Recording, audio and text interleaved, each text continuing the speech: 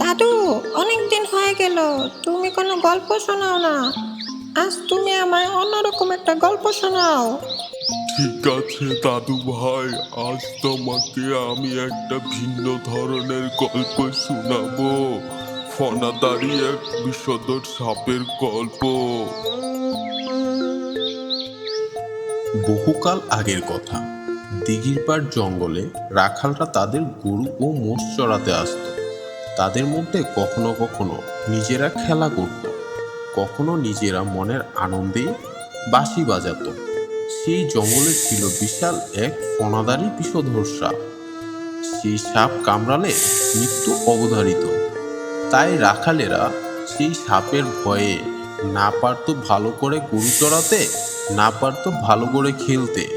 একদিন এক সাধু জঙ্গলের মধ্য দিয়ে যাচ্ছিল। সাধু বাবা যখন সাপটির বাসার পাশ দিয়ে যাচ্ছিল, অগ্নি বিষধর সাপটি গর্ত থেকে বেরিয়ে এসে আক্রমণাত্মক ভঙ্গিতে ফনা তুলে দাঁড়িয়েছিল সাধু বাবার দিকে। অমনি সাধু বাবা সাপটিকে দেখে মন্ত্র পাঠ করল, আর সাপটি কেঁচোর মতো মাটিতে শুয়ে পড়ল। সাপটির শরীরের সমস্ত তেজ তখন নষ্ট হয়ে গেল। দীর্ঘদিন ধরে তুই অনেক মানুষের ক্ষতি করেছিস, তাদের মৃত্যুর কারণ হয়েছিস।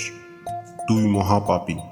তাই মহাপাপ থেকে মুক্তি পেতে গেলে তোর জীবন থেকে হিংসা ত্যাগ করতে হবে।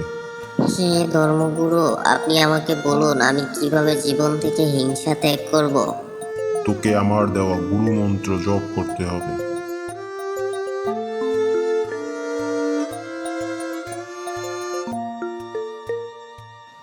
তখন থেকে সাপটি সাধু বাবার গুরুমন্ত্র জপ করতে শুরু করলো এবং তার কথা অক্ষরে অক্ষরে পালন করতে লাগলো।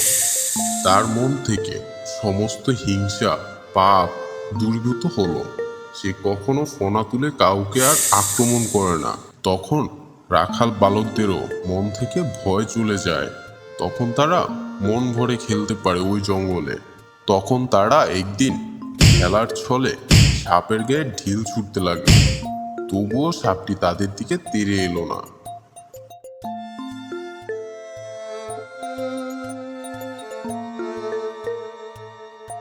কোথায় আছিস?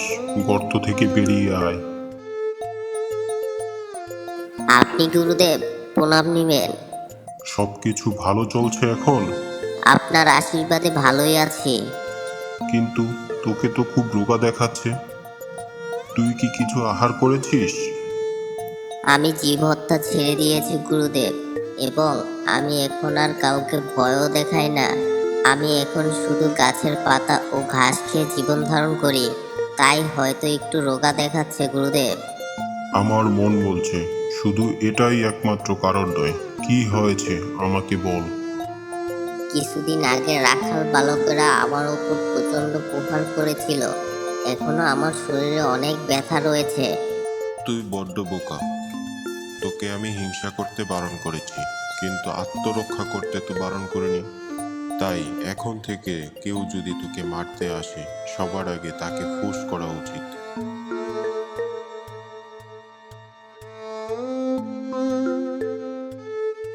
তখন থেকে সাপটি বুঝতে পারল হিংসা করা মহাপাপ, কিন্তু হিংসার হাত থেকে আত্মরক্ষা করার জন্য অবশ্যই ফুস করা প্রয়োজন।